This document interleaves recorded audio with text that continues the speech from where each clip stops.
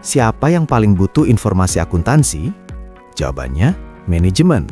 Mereka ini user VIP nomor 1, paling tergantung sama laporan keuangan. Kenapa?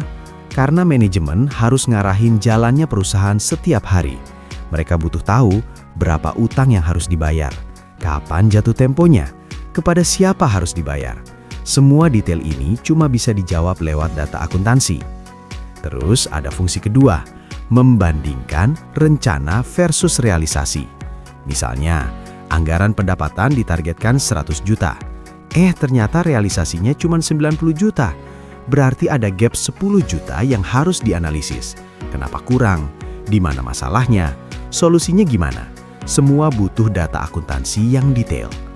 Fungsi ketiga, menyesuaikan kebutuhan informasi. Perusahaan kecil butuh data sederhana. Perusahaan besar dan kompleks butuh data detail berlapis-lapis.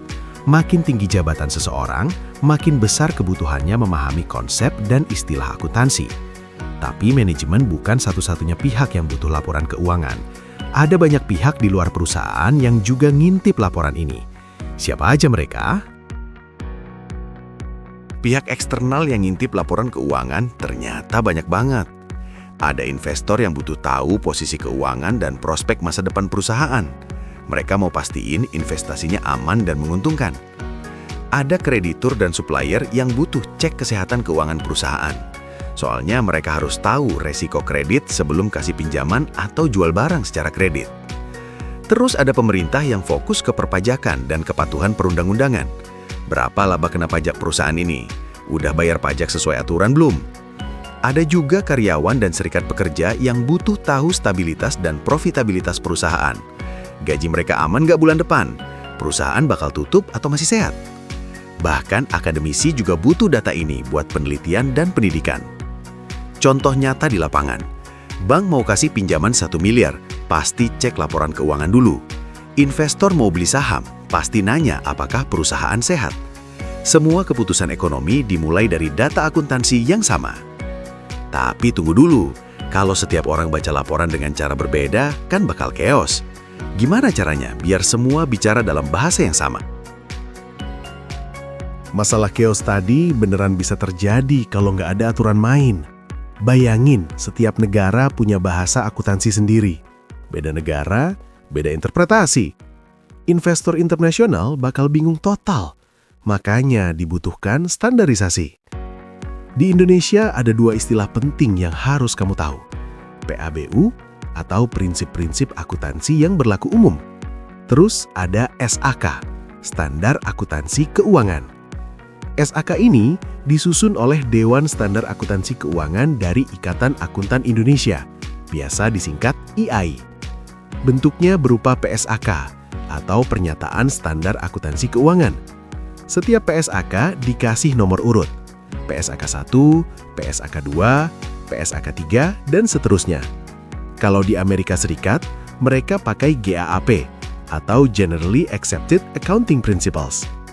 Kenapa standarisasi ini penting banget? Pertama, nggak terjadi salah interpretasi. Kedua, laporan keuangan bisa diperbandingkan antar perusahaan. Ketiga, investor internasional bisa baca laporan dengan mudah. Analoginya gini, SAK itu kayak grammar dalam bahasa akuntansi. Tanpa grammar, semua orang bicara sesuka hati. Nggak ada yang paham. Tapi akuntansi bukan cuma buat akuntan doang. Profesi lain juga butuh. Siapa aja sih yang sebenarnya perlu paham akuntansi? Akuntansi ternyata bukan monopoli akuntan doang. Profesi lain juga butuh banget. Tim marketing harus paham akuntansi buat analisis ROI kampanye dan atur budget iklan. Divisi produksi butuh hitung biaya produksi dan efisiensi operasional. HR atau personalia ngurusin penggajian dan benefit karyawan. Semuanya pakai data akuntansi. Bahkan profesi di luar perusahaan juga butuh. Dokter praktek harus nyatet pendapatan pasien dan urus pajak. Pengacara perlu catat fee klien dan biaya operasional kantor. Influencer juga harus tracking endorsement dan bayar pajak penghasilan. Semua butuh pemahaman dasar akuntansi. Ada prinsip universal di sini. Akuntansi dewasa ini punya peran kayak matematika dalam kehidupan sehari-hari. Gak bisa dihindari. Semakin tinggi posisi seseorang, semakin besar kebutuhannya memahami akuntansi. Setiap tingkat jabatan pasti berhubungan dengan masalah akuntansi. Direktur, manajer, supervisor, sampai staf, semua nyentuh angka-angka ini. Nah, kalau semua orang butuh akuntansi, berarti peluang kerjanya gede dong. Siapa sih yang beneran kerja di bidang akuntansi profesional?